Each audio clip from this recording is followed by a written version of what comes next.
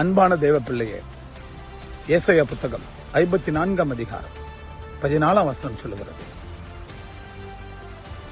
உனக்கு விரோதமாக உருவாக்கப்படும் எந்த ஆயுதமும் வாய்க்காதே போகும். ஆண்டவர் எவ்வளவு அழகா சொல்றாரு பாருங்க. உனக்கு விரோதமாக உருவாக்கப்படும் எந்த ஆயுதமும் வாய்க்காதே போகும் என்று சொல்லுகிறார். அன்பானவர்களே, நீங்கள் எல்லாருக்கும் நன்மை செய்கிறீர்கள்.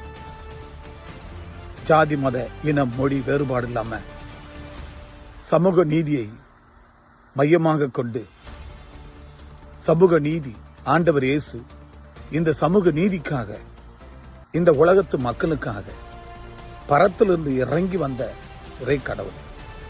அவர் இறங்கி வந்து இந்த சமூகத்தின் மக்களுக்காக ஜாதி மத பேதமின்றி எல்லாருக்காகவும் நன்மை செய்வதற்காகவே அவர் பூமியில சுற்றி திரிந்தார்.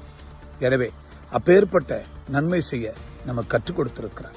எனவே நாம் நன்மை செய்ய செய்ய செய்ய நமக்கு துரோகமாக இச்சகமாக பேசுகிறார்களா, துரோகமே செய்கிறார்களா, எவ்வளவு நன்மை செய்தாலும் அதுல அவர்களுக்கு பொறாமையும் பொச்சுறுப்பும் அதிகரிக்கிறதா?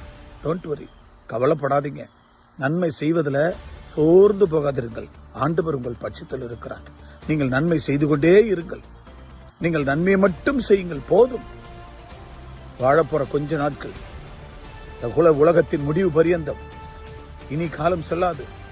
should be delay no longer. இனி காலம் செல்லாது.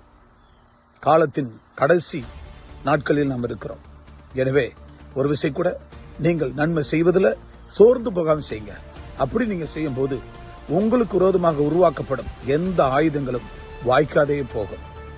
எனவே டோன்ட் வரி, கவலைப்படாதீங்க. நீங்க நன்மை செய்தல சோர்ந்து போகாம நீங்க செய்து கொண்டே இரு. கர்த்தர் உன்னை ஆசீர்வதிப்பார். God bless you.